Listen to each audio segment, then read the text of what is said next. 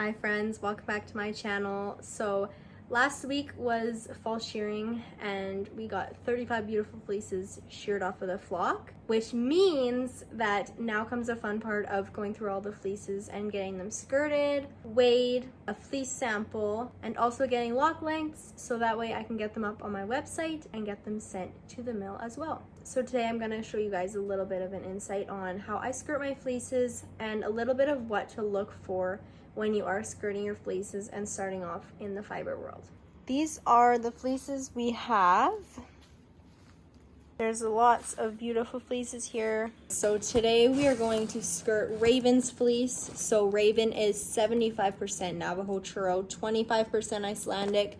This is her first adult fleece. She was sheared in the springtime for her first shearing, and again this fall. So she is gorgeous. This is her first adult fleece and I'm loving her fleece. She is super gray and she is super curly, very much like the Icelandic. She of course has the dual coat like the Navajo Churro and the Icelandic, but I'm seeing a lot of Icelandic curl, even though she is only that 25%. Although she has the curl, I do feel some a little bit more rough, kind of like the Churro. So it's a really nice mix. And her fleece is going to a spinner. We're gonna get this skirted and then get all the stuff down in it. She's pretty clean. They've been on pasture all summer, so she's pretty clean for the most part. She just has a little bit of hay in her and some pieces of grass, but otherwise she's pretty nice. So this should be an easy job. Let's get to it.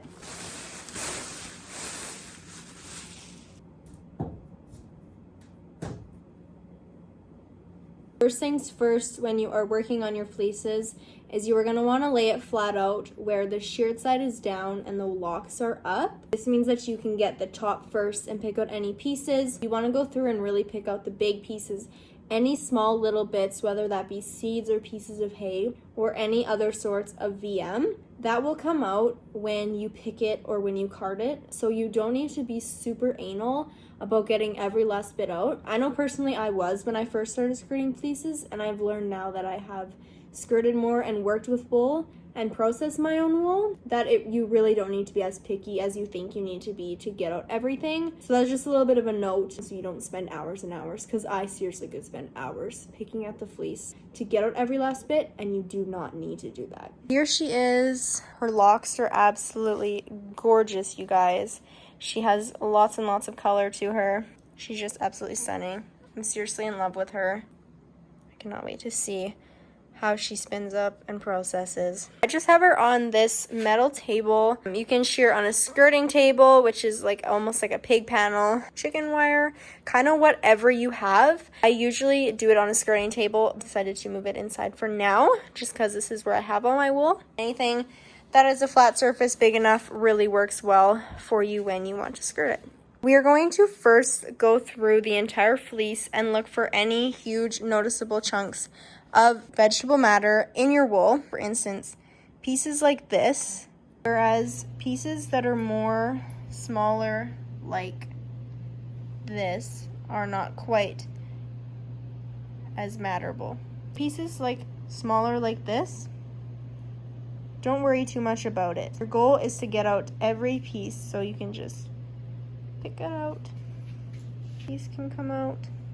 These are pieces that you do not want in your wool that you're going to want to pick out of your fleece. So I'm going to go through and pick out those pieces first, and then I will come see you guys later after those pieces are gone.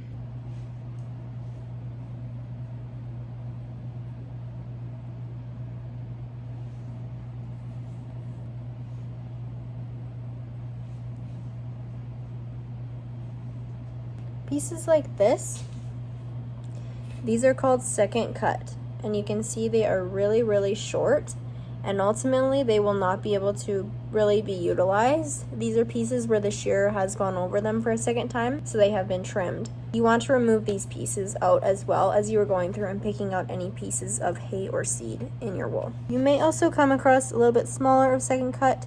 This is also second cut here, this little tiny little piece. So these also come out. Okay guys, so otherwise than taking out your pieces of hay and second cut, you also want to remove some pieces of your fleece.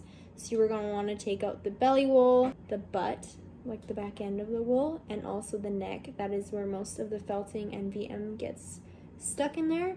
So you want to remove that because you of course do not want that. This is part of the neck right here. You can see just how felted that is, and of course you cannot do anything with that. You're just going to take that whole piece and you're just going to toss it away because you don't want that. So when that's out of the way, then you can move on. This is another chunk of a neck. Garbage.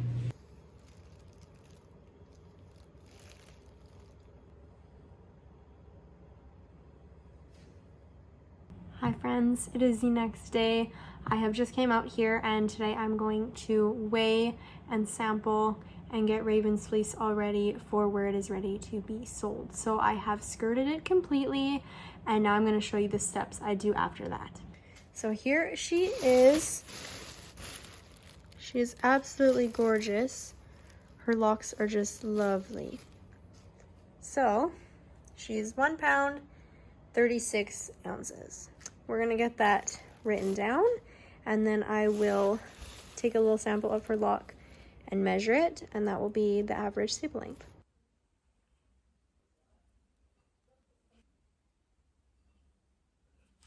Thank you so much for watching, everyone. If you did, make sure to like and subscribe, and if you have any questions, please make sure to leave them in the comments below and I will try and get back to you as soon as possible. I hope you guys have a great rest of your day.